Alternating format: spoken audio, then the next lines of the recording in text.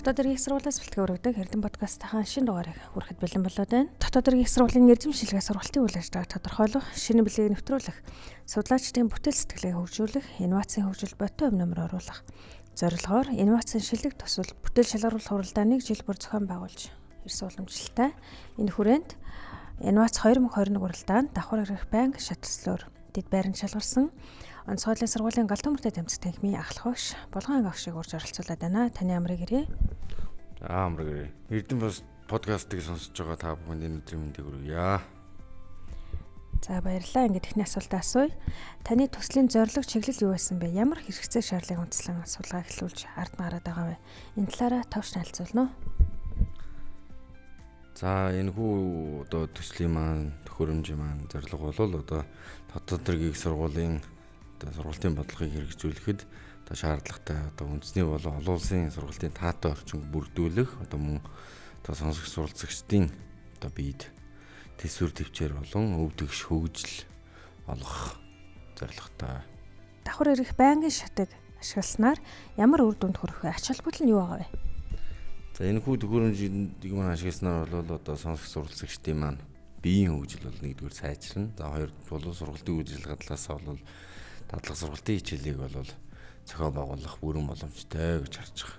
За энэ хүү шатанд одоо ач холбогдлын хувьд бол сонсогч маань одоо дадлага сургалт хамрагдсанараа биеийн жинд одоо олон өөрчлөлтүүд гарч байгаа. Дээрээс бол одоо албаны хэмжээнд бэлтгэж байгаа офицеруудын маань буюу одоо өдөртөх бүрэлдэхүүний маань өндөр даржлах чадвар мөн одоо барилгын хийц бүтээцэд задаргаа хийх болоо одоо төсвөр төвчээр гол ер нь олж авах зорилготой юм да гэж бодолтой. За онцгойлын байгууллагад ашиглах нэвтрүүлэх талаар хэрхэн хамтарч ажиллахаар төлөвлөд байгаа вэ? Жишээ нь одоо онцгойлын сургуулийн сонсогчдын сургалт судалгааны ажилд хэрхэн ашиглаж байгаа вэ?